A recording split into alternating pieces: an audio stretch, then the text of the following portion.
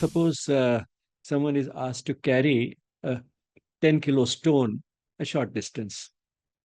The person would say, it's very heavy, I can't carry it. And it would look like a very stressful thing.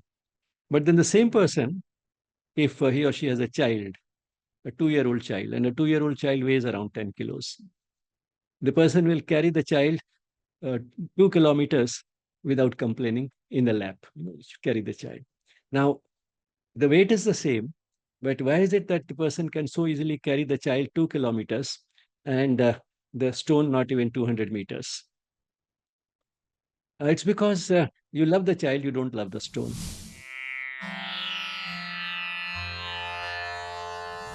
Namaste, my dear brothers and sisters. The love and blessings of the Mother and Sri Aurobindo to all of you. I have with me today Aparna Pathak, who's an architect by qualification, but these days she's taking a break for a year and teaching very young children, 4-year-olds. But no matter what one does, uh, one is also on a spiritual journey, and she's one of those who is consciously on the spiritual path, a sincere seeker. So while we are doing that, naturally we have some difficulties, particularly when we find that what we expect from walking that path is not happening as much as we would like. And I think I'll hand over to her and ask what is it that she's wanting some more sort of elaboration on. Sure. So I wanted to ask, how do we maintain equanimity in all situations, especially the ones which we feel are of sorrow? Hmm.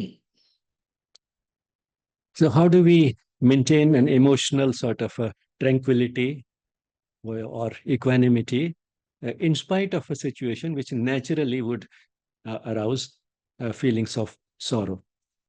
Now, to sort of understand it, let's see that most of the time the uh, sadness or the sorrow or the unhappiness does not reside in the situation. It depends more on how we look at it. For example, suppose someone is asked to carry a 10-kilo stone a short distance. The person would say, it's very heavy, I can't carry it. And it would look like a very stressful thing. But then the same person, if he or she has a child, a 2-year-old child, and a 2-year-old child weighs around 10 kilos, the person will carry the child uh, 2 kilometers without complaining in the lap. Carry the child. Now, the weight is the same, but why is it that the person can so easily carry the child 2 kilometers and the stone not even 200 meters? It's because you love the child, you don't love the stone. So a lot depends upon how we look at the situation. And one of the things that spirituality teaches us is how to look at the events and circumstances of life, how to look at people whom we live with. Uh, so just about anything, which means it gives us a different worldview, gives us a different way of looking at life, a different way of looking at the world. And it is not the type of view which is based on make believe. It is not just to make us feel good. It is something which is based on the deepest truths of existence, which have been experienced by the rishis and mystics across the world again and again. And therefore, that worldview, the spiritual worldview, has acquired a certain sanctity of its own.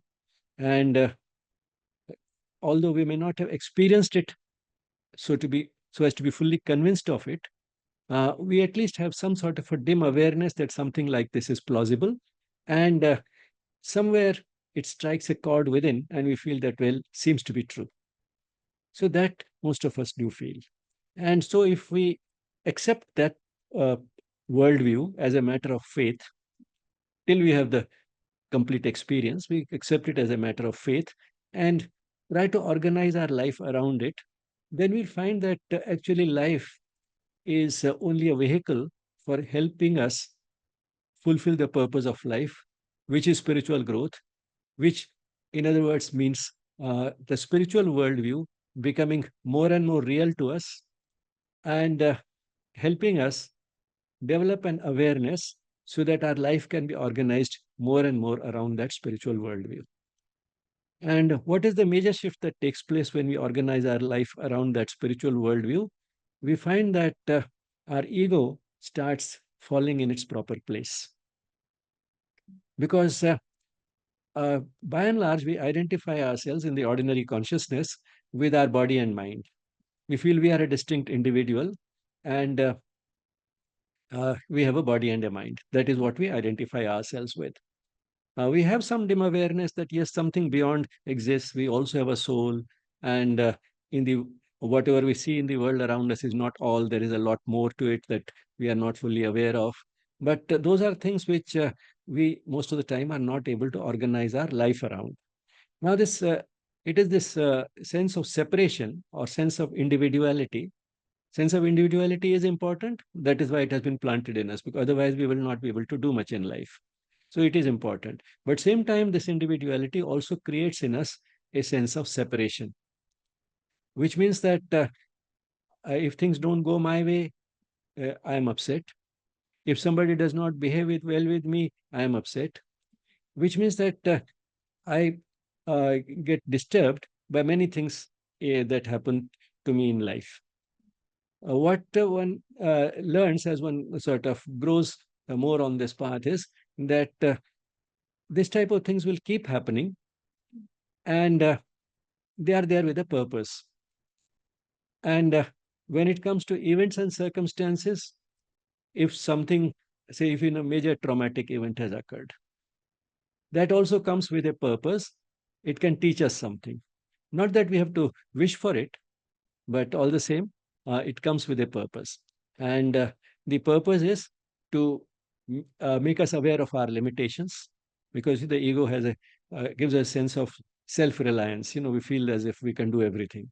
So makes us aware of our limitations, makes us feel that all the resources, all the assets that we are proud of, all the contacts, everything that we boast of, everything proves completely useless in some situations. So when we find ourselves in that helpless situation, naturally there'll be a tendency to turn to a power for whom nothing is difficult, everything is easy. And that is the divine. So it takes us closer to the divine. And then, we find that some instruments of the divine also materialize in the form of human beings who help us. And that strengthens our faith in the divine, that makes us see uh, goodness and divinity in the world, dissolves our sense of separation, and instead it starts getting replaced by love. We love people, and because we find that people are not just our competitors, they are also uh, helpful. We get a lot from them. So we become aware of it. And then, uh, it comes naturally to us to feel that, well, if somebody else is in trouble, we should also be helpful. So if you are helpful in that situation, again, you are doing it out of a sense of oneness with that individual. So it means that the sense of separation starts dissolving, the ego barrier starts collapsing. That is what happens.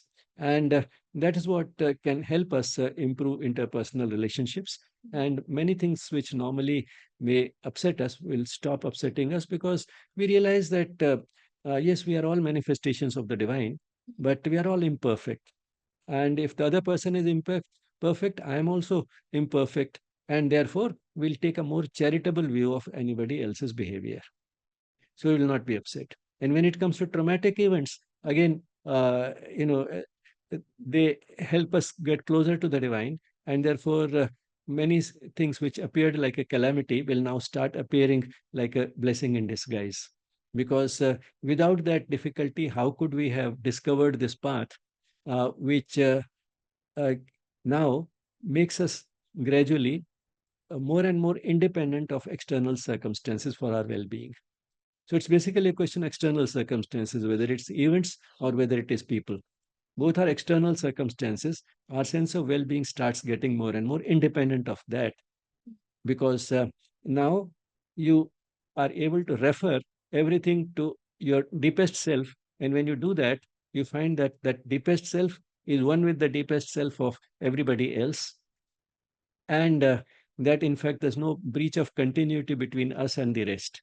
The separation is only a partial sort of a truth and not the deepest truth. The differences between individuals are also a partial truth, not the deepest truth. And when a tragedy occurs, nothing really is a tragic tragedy. In the long run, nothing matters. And we find that it came and it goes, and in the process, we grow. So, you start with some knowledge, basic knowledge.